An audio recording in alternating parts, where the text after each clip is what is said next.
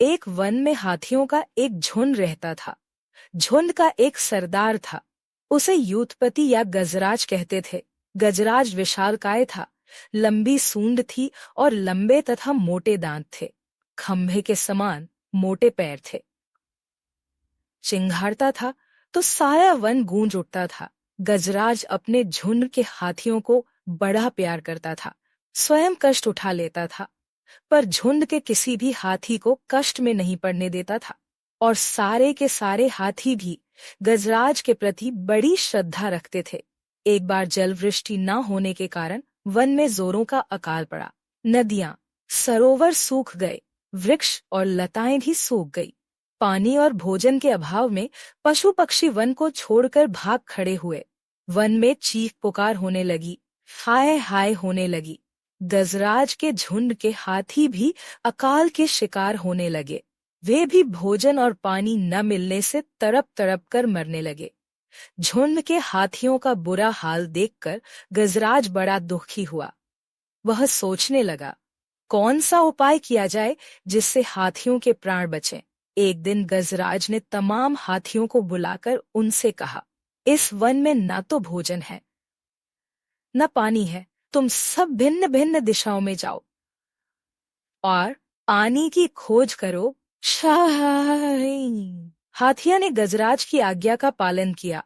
हाथी भिन्न भिन्न दिशाओं में छिटक गए। एक हाथी ने लौटकर गजराज को सूचना दी, यहाँ से कुछ दूर पर एक दूसरा वन है। वहाँ पानी की बहुत बड़ी झील है। वन के वृक्ष फूलों और फलों से लदे हुए हैं। गजराज बड़ा प्रसन्न हुआ। उसने हाथियों से कहा, अब हमें देर न करके तुरंत उसी वन में पहुंच जाना चाहिए, क्योंकि वहां भोजन और पानी दोनों है। गजराज अन्य हाथियों के साथ दूसरे वन में चला गया। हाथी वहां भोजन और पानी पाकर बड़े प्रसन्न हुए। उस वन में खरगोशों की एक बस्ती थी। बस्ती में बहुत से खरगोश रहते थे।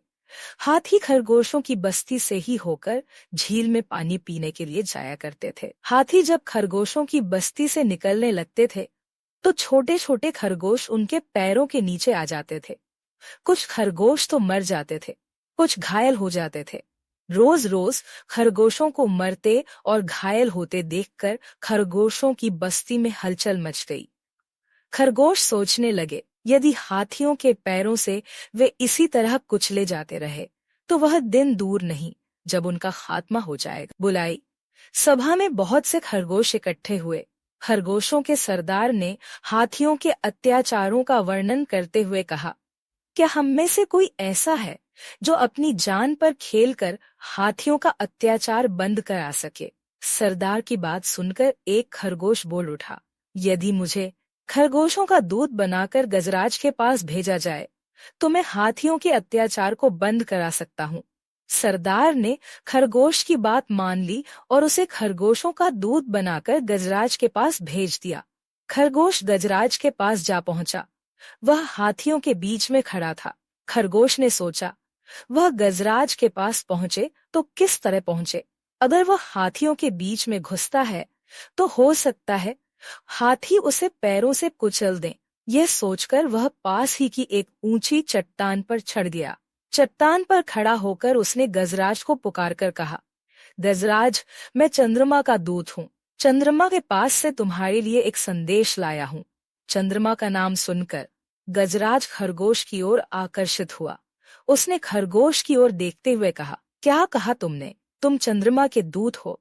तुम चंद्रमा के पास से मेरे लिए क्या संदेश लाए हो?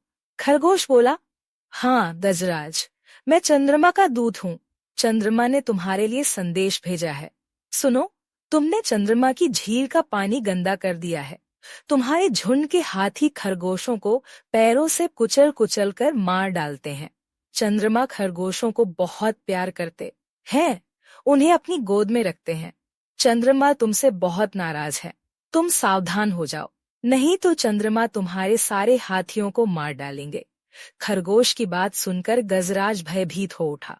उसने खरगोश को सचमुच चंद्रमा का दूत और उसकी बात को सचमुच चंद्रमा का संदेश समझ लिया। उसने डरकर कहा, यह तो बड़ा बुरा संदेश है। तुम मुझे फौरन चंद्रमा के पास ले आलो, मैं उनसे अपने अपराधों के लिए क्षमा याचना करूंगा। खरगोश गजराज को चंद्रमा के पास ले जाने के लिए तैयार हो गया। उसने कहा, मैं तुम्हें चंद्रमा के पास ले चल सकता हूँ, पर शर्त यह है कि तुम अकेले ही चलोगे। गजराज ने खरगोश की बात मान ली। पूर्णिमा की रात थी। आकाश में चंद्रमा हंस रहा था। खरगोश गजराज को लेकर झील के किनारे गया। उसने गजराज से कहा, गजराज, मिलो चंद्रमा से। खरगोश ने झील के पानी की ओर संकेत किया। पानी में पूर्णिमा के चंद्रमा की परछाई साफ साफ दिखाई पड़ रही थी। गजराज ने परछाई को ही चंद्रमा मान लिया। गजराज ने चंद्रमा से पानी में लहरें पैदा हो उठी। परछाई अदृश्य हो गई। गजराज बोल उठा, दूत, चंद्रमा कहाँ चले गए? खरगोश ने उत्तर दिया, चंद्रमा तुमसे नाराज है। तुमने झील के पानी को अपवित्र कर दिया है। तुमने खरगोशों की जान लेकर पाप किया है, इसलिए चंद्रमा तुमसे मिलना नहीं चाहते। गजराज ने खरगोश की बात सच मान ली।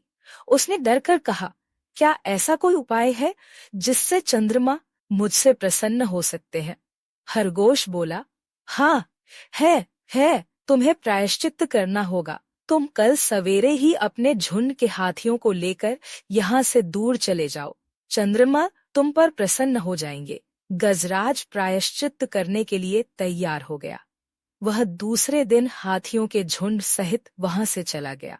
इस तरह खरगोश की बुद्धिमानी ने बलवान गजराज को धोखे में डाल दिया और उसने अपनी बुद्धिमानी के बल से ही खरगोशों को मृत्यु के मुख में जाने से बचा लिया।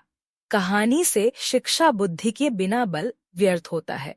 बलवान शत्रु को बल से नहीं, बुद्धि से ही जीतना चाहिए।